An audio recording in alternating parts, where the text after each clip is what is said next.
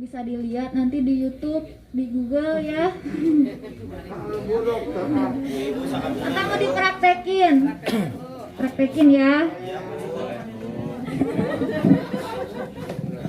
Yang jadi praktiknya saya ibu ya. Oh bukan. Ibunya berdiri nggak kelihatan. Oh, nggak kelihatan masa sih. Kalau bisa cuci tangannya pakai air yang mengalir. Kerannya dibuka pakai siku. Ambil sabunnya. Terus udah itu di apa ini? Telapak tangan. Dikocok-kocok. Saya izin masih ada beberapa yang perlu dikunjungi. Telapak tangannya digosok-gosok dulu. Udah bagian telapak tangan, ini bagian apa sih udah? Sela-sela jari ke atas gini. Dari pokoknya dikeatasin kayak gini, tangan kanan, terus tangan kiri juga. Udah ini gini posisi tangannya digosok-gosok kayak gini, mengunci seperti gerakan mengunci. Udah itu gini diputar-putar, terus yang ini juga diputar-putar. Nah yang terakhir kuku-kuku, jadi kuku-kukunya digini-giniin, digosok ya. Setelah itu nanti dibilas pakai air yang mengalir, jangan disentuh lagi kerannya kalau bisa kayak gini, terus dielap pakai tisu kayak gitu. Jangan pakai elap yang nggak bersih, sama aja nanti kotor lagi. Menjaga jarak harus 2 meter. Yang ketiga, kalau bisa jangan menyentuh area muka, mata, mulut kalau kita belum mencuci tangan. Harus sering mencuci tangan. Sering mencuci tangan juga masih bisa terinfeksi, apalagi nggak sering cuci tangan. Kalau habis dari luar harus mandi, baju cepat-cepat diganti. Jadi intinya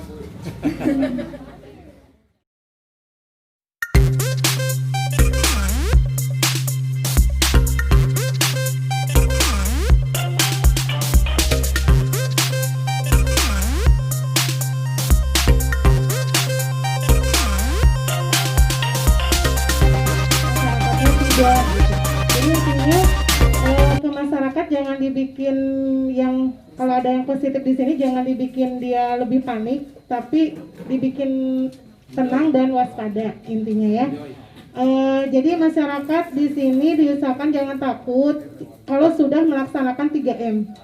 3M aja dulu yang diinginkan. Sebenarnya untuk virus COVID itu dia misalkan sekarang ada yang positif di Bungursari, dia kan isolasi di dalam rumah.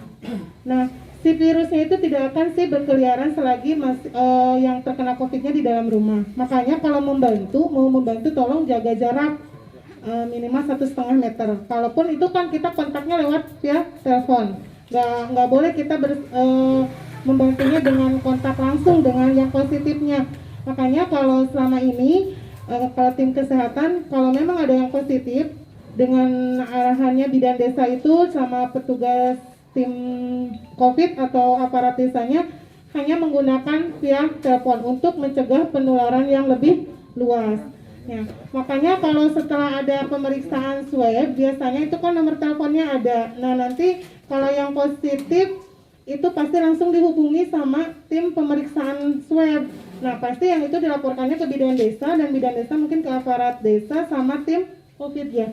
Nah itulah untuk kerjasamanya nanti setelah yang ada di desa aparat desanya jangan sampai membocorkan yang enggak-enggaknya yang sampai nyampe ke masyarakat tuh yang enggak-enggak gitu kan. Kalau kita mungkin sudah paham tapi masyarakat yang awam dia kan makin ketakutan. Jadi intinya harus bisa menenangkan atau supaya si masyarakat tidak mengucilkan juga. Harus saling membantu untuk membantu yang kena positif itu. Mungkin di sini yang lebih banyak kan selama ini yang tidak gejala ya Pak, itu yang lebih bahaya. Makanya kebetulan hari Kamis sekarang kita di Puskesmas ada pemeriksaan swab yang ada kontak langsung dengan yang kemarin di sini yang sudah positif. Kebetulan saya tadi udah konfirmasi dengan bidan desa sudah didata. Diharapkan untuk warganya yang sudah didata sama bidan desa untuk datang. Jangan takut untuk diperiksa swab. Ya, itu nggak sakit banget sih, nggak, ya wajar lah dimasukin ke dalam hidung alat, cuman kayak bentuknya kayak pipet kecil dimasukin, dia diambil ini aja. Bilangin aja warganya yang udah kontak langsung dengan positif, dimotivasi gimana, jangan sampai ditakutin. Ini bukan apa-apa. Ibu kalaupun misalkan nanti yang kontak langsung positif, nggak usah takut. Nanti kan isolasi juga nanti terpantau dengan orang-orang kesehatan gitu. Bukan nggak akan dikucilkan. Jadi dibantu mohon untuk motivasi yang ada datanya di bidan desa untuk bisa datang hari Kamis pemeriksaan COVID ya Pak ya. Jadi biar ketahuan yang ada kontak langsung dengan kemarin yang positif di Bungur Sari, mereka positif atau tidaknya. Jangan sampai dia udah kontak langsung tidak terdeteksi, ternyata yang kontak langsung juga positif gitu. Jadi dimotivasi aja gimana caranya, jangan sampai dia datang gitu. Pemeriksaannya gratis kok. Kalau bayar itu mahal. Jadi sampai di atas 300 ya. Jutaan ya. Swab itu jutaan, kalau rapid itu sekitar 2,5-300. Makanya untuk yang kemarin kontak tolong didata dan hubungi ke bidan desanya. Terus yang disampaikan ke masyarakatnya jangan bikin panik, membantunya bisa. Dia itu virus tidak akan berkeliaran di luar kok Pak, selagi si orang COVID-nya masih di dalam. Makanya motivasi via telepon untuk yang terkena COVID-nya untuk benar-benar isolasi di dalam rumah. Dan mungkin untuk membantu masalah itu lebih tahu dengan aparat desa sama bidan desanya ya, saling membantu. Dan jangan sampai yang membantu juga terpapar juga. Gimana caranya? 3M-nya itu harus dilakukan. Walaupun Bapak tidak bertatap muka langsung dengan yang kena positif, tetap Bapak kalau sudah membantu dengan orang yang positif di rumah tersebut, walaupun hanya menyampaikan di dalam pagar, tetap pulangnya lakukan buka baju sebelum bersentuhan dengan keluarga ataupun bersentuhan dengan alat-alat yang ada di rumah. Bapak langsung buka semua pakaian sampai dikeramas, itu karena kumannya mati dengan sabun. Untungnya ya virusnya itu masih bisa mati dengan sabun, jadi pakaiannya langsung direndam aja pakai air sabun. Makanya cuci tangannya kalau bisa lebih bagusnya pakai air yang mengalir. Gimana kondisinya kalau lagi ke lapangan, ya bawalah ini. Tapi daripada nggak cuci tangan sama sekali, bawa yang kayak antis kayak gitu ya. Jangan lupa kalau emang bepergian, bawalah seperti itu untuk buat cuci tangan. Minimal teratasi dulu dengan antis atau apalah, merek-mereknya kan banyak ya Pak ya. Pokoknya jangan lupa saya pesan 3M-nya. Karena sekarang virus ini berbahayanya karena tidak bergejala banyaknya. Jadi ya 3M yang tadi. Pertama memakai masker, kedua cuci tangan pakai air sabun yang mengalir, sama jaga jarak. Walaupun misalnya gini loh, kita mah ada katanya deketan nggak akan kena, kita kan nggak tahu. Kita aja nih berdekatannya belum tentu di dalam tubuh kita ada virusnya atau enggak. Ya tetap pakai maskernya, jangan sampai yang tadi bilang Bu Dokter, memang jangan yang tipis kalau untuk bepergian yang jauh banget. Mungkin kalau untuk hanya belanja ke warung depan banget nggak masalah, karena kan terus ibu juga misalkan kalau mau ke warung butuh sayuran atau apa, dilihat di tempat warungnya banyak kerumun, mundur lah dulu, nanti setelah orang nggak ada gantian. Jadi dari diri kita sendirinya dulu gitu ya.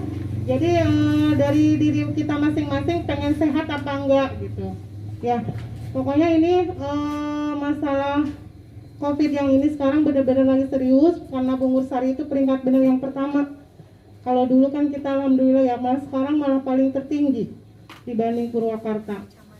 Kecamatan Bungur Sari yang paling tertinggi. Itu ada 5 desa, makanya untuk 5 desa yang ada terkena COVID ditunda dulu. Untuk Posyandu juga yang tidak ada COVID pun kita tetap dilaksanakan, tapi jaraknya misalkan ada balitanya 30, kita diatur jam segini sampai jam segini 10 orang. Jadi kita benar-benar waspada karena virusnya benar-benar nggak kelihatan sama sekali. Mungkin saya nyampaikan itu aja. Jadi untuk dimotivasi yang kemarin kontak langsung dengan yang positif untuk bisa melakukan pemeriksaan swab ya Pak ya, minta dibantu bidan desanya. Ya mudah-mudahan yang 20 di data 20 orang ini hasilnya negatif semua. Dan yang positif pun cepat negatif. Kalaupun misalkan yang nanti yang swab misalkan udah isolasi 14 hari hasil labnya belum ada, perpanjang lagi Pak isolasinya.